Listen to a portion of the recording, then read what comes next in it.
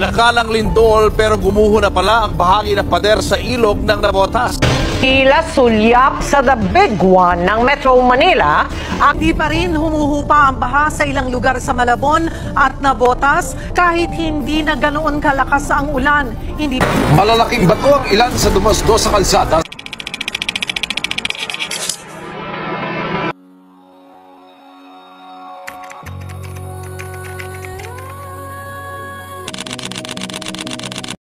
Magandang hapon po. Ako si Stanley Nagpilidano na nag-aaral sa Molan High School.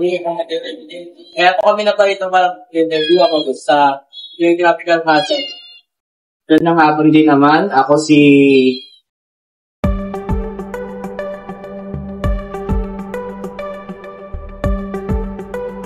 Senior Fire Officer ko, Lope Claridad, Team Leader ng Special Rescue Force, BFP, Bureau of Fire Protection, Navotas City Fire Station. So, tungkol sa mga katanungan mo, una, what is a geographical hazard? And why is it important to understand? So, geographical hazard ay yung hazard, mga hazard dito na tungkol sa kalikasan.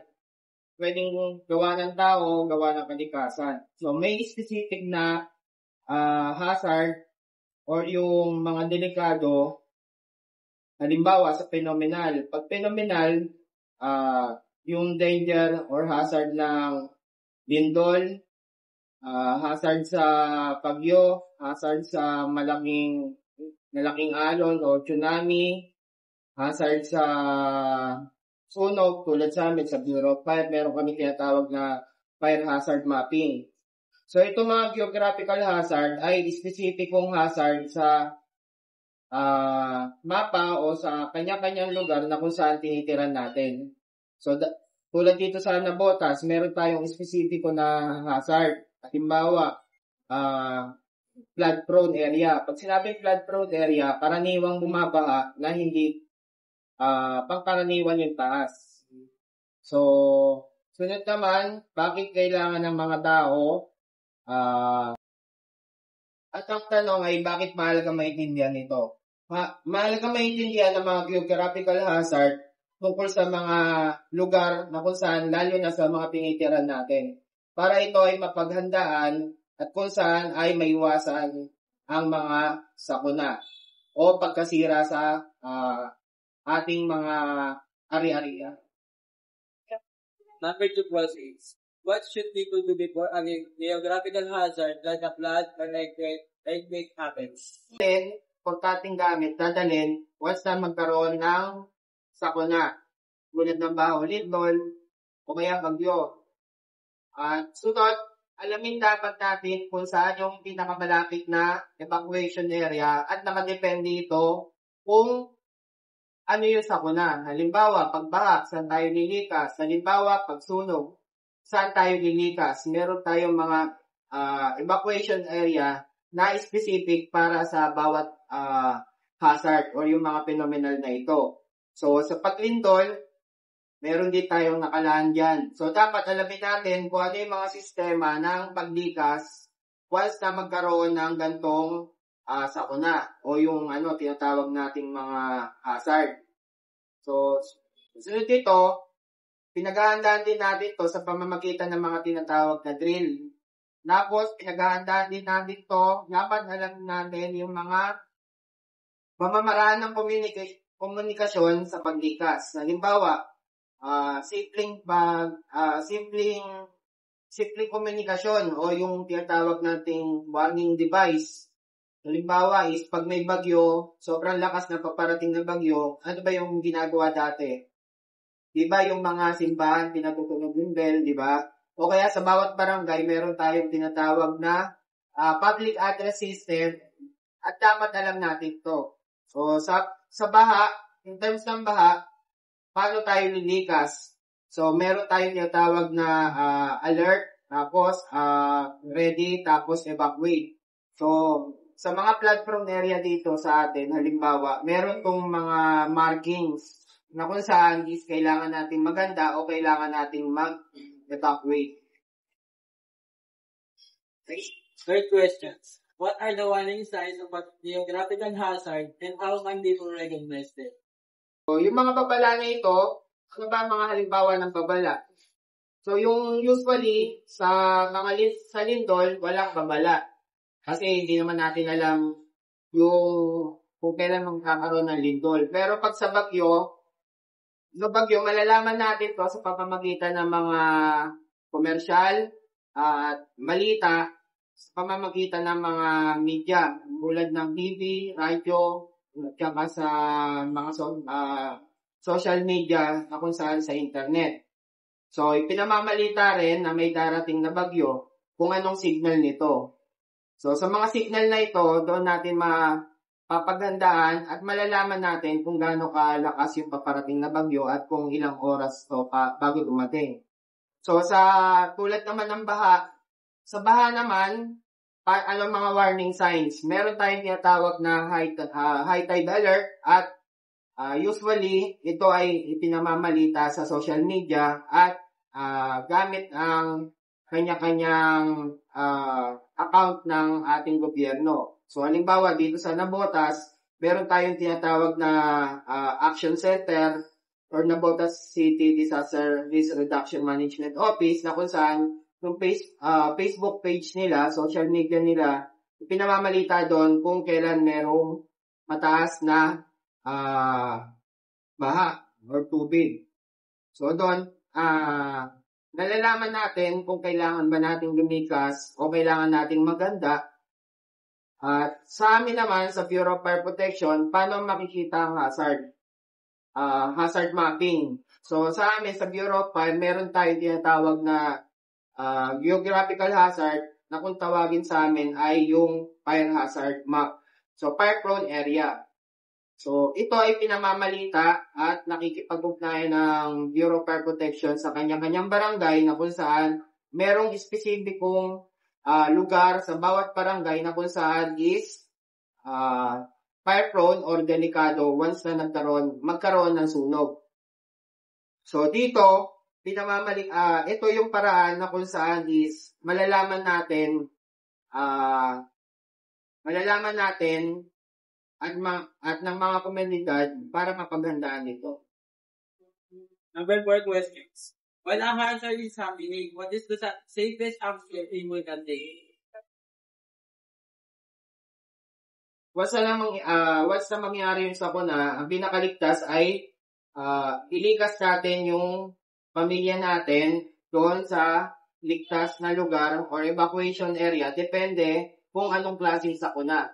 So, dapat meron tayong nakahandang pagkain at saka mga importanteng gamit, tool at bagay na kung saan dala natin usually 3 days. Halimbawa, kung bagyuhan, meron tayong go bag na kung saan is damit, pagkain, tubig, at saka mga first aid kit na kung saan is kailangan natin dalhin. So, depende natin kung anong klaseng hazard sa pag-evacuate. So, fire evacuation, usually pag nagkasunog, likas agad. Pag nagkalindol, usually merong sistema ng paglikas. Habang lumilindol, wag muna tayong lilikas, depende kung gaano kalakas ang intensity. So usually within 1 minute, habang lumilindol, nagdadak cover and hold tayo, saka tayo mag-evacuate after ng pagyanig o paglindol. Pero pag malakas na, above 4, intensity 4.5 or 5 taas, usually hindi na ginagawa yung duck cover and hold, naglilikasan na. Depende pa rin sa struktura na tinitirahan natin. Number 5 questions. After a disaster, what is it? Like earthquake will affected? Pagkatapos ng disaster or yung kung ano man kalamidad, tumutulong yung mga eksperto sa pamamagitan ng pagbibigay ng pansamantalang pagkain at tubig at kung sakali pag walang mga damit, nagbibigay sila. So, inililikas sila sa temporary shelter na kung saan is tinutulungan na ma-rehabilitate yung lugar na kung saan naapektuhan. Halimbawa, tulad ng disaster na sa sunog. Sa sunog, ang ginagawa ng ating pamahalang lungsod ay nililikas sa pansamantalang tirahan. Halimbawa, evacuation area sa barangay, sa basketball court, and o kaya sa mga paaralan. Habang meron silang temporary shelter, binibigyan sila ng pansamantalang pagkain, tubig, at kagamitan na mga damit. At the same time, tinutulungan silang i-relocate kung sakaling babalik sila, tutulungan ma-rehabilitate yung tirahan nila, at pinag-aaralan ng pamahalaan natin kung paano sa mabilis na paraan ay makakabalik sila sa normal nilang pamumuhay.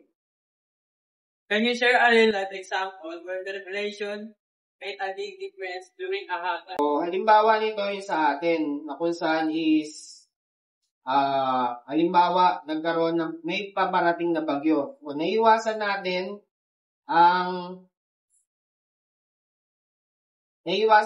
na kung saan magkaroon ng malaking aksidente o sakuna, halimbawa, pag bagyo, a preemptive measure na ginagawa dito, preparation, ay maagang nagdideklara ang gobyerno natin ng